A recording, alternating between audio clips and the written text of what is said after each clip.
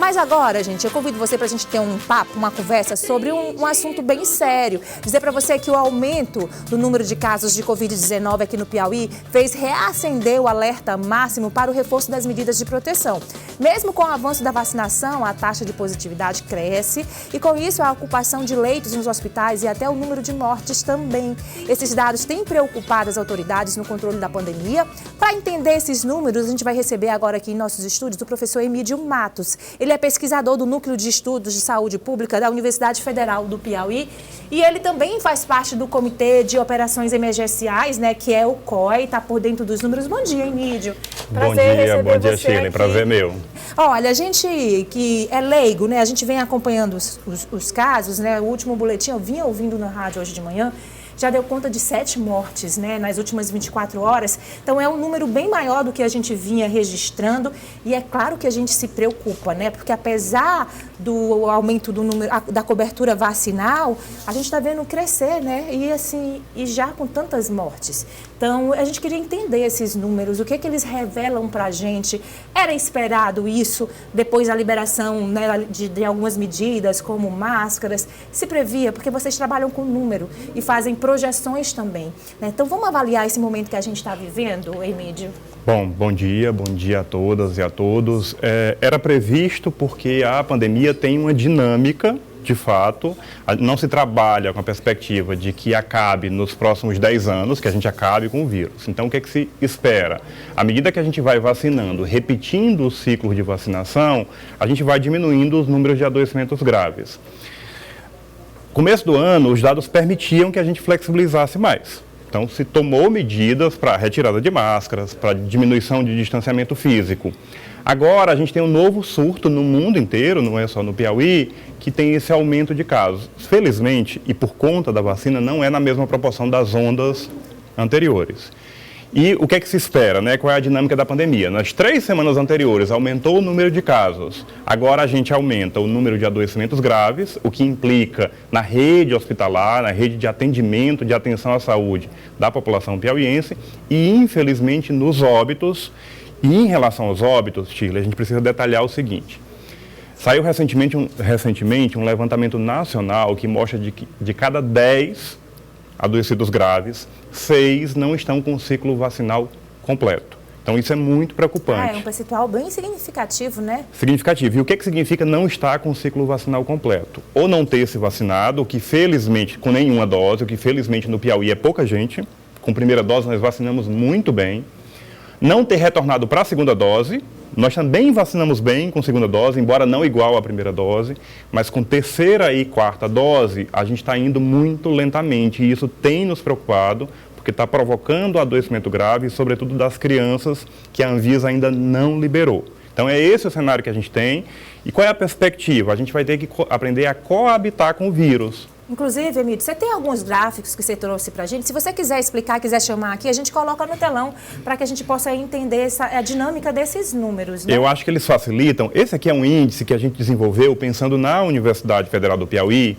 É um índice que tem 4 cenários. Quanto mais próximo de um, que está verde aqui, melhor é o cenário. Você percebe que nós estávamos, no começo do ano, no melhor cenário de pandemia. E nas últimas semanas voltou a piorar. Então, isso implica que a gente tem que regredir nas medidas. A gente está, então, nesse cenário moderado. Cenário moderado. Certo. Nesse cenário moderado, significa que tem muito vírus circulando, a gente precisa, né, regredir nas medidas. Por isso que o COI estadual, por exemplo, voltou ao uso obrigatório de máscaras em ambientes fechados. Porque o que é que significa? Tem muito vírus circulando entre as pessoas e há uma chance maior de infecção. Então, aqui a gente tem que repensar aquelas medidas e dizer...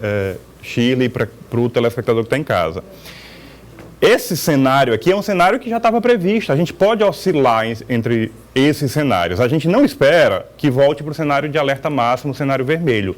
Não se tem essa perspectiva de voltar àquele início, o telespectador lembra, de 2020, que fechou tudo. Por que não se tem expectativa desse cenário? Porque a gente tem vacina agora. Em 2020, a gente não tinha vacina. Agora nós temos vacina. Então, a gente tem 2 ferramentas de combate ao vírus. Aquilo que a gente chama de intervenções não farmacológicas, o uso correto de máscaras, e é preciso dizer, o uso correto de máscara, cobrindo nariz e boca. Telespectador, máscara no queixo não protege ninguém. e distanciamento físico e vacina. Então, a nossa grande arma é a vacina. Então, é um cenário novo que a gente está vivendo, mas com o vírus ainda circulando. Resumindo, gente, a gente está ainda dentro daquilo que era previsto, porque a pandemia tem um movimento e por isso existem os estudiosos que avaliam, fazem as projeções, né, fazem uma expectativa de cenário, mas para que a gente não chegue aonde ninguém quer chegar mais, é preciso que a gente faça a nossa parte. Eu acho surreal que ainda tenha gente que nem a primeira dose tomou, não dá para entender, né, o pensamento desse tipo de pessoas.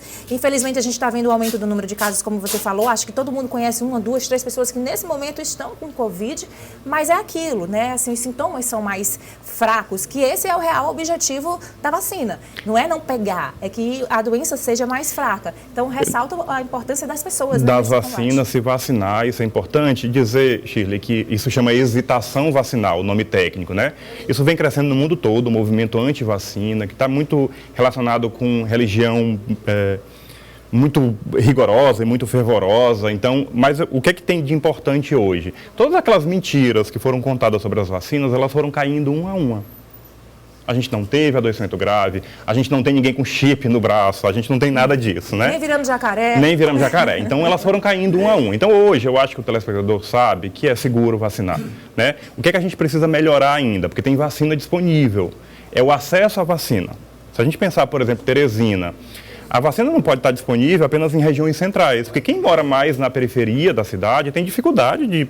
A população está passando fome, grande parte da população. Então, tem dificuldade de comprar uma passagem de ônibus, pagar um mototáxi. Então, a gente precisa melhorar o acesso às vacinas. A distribuição dessa vacina, né, Emílio?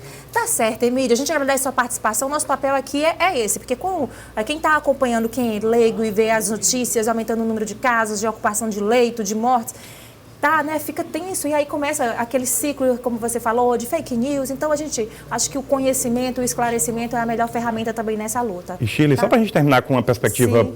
Mais tranquila, a gente aumentou muito rapidamente nessa nova onda agora, nesse novo surto, mas aparentemente a gente está começando a estabilizar.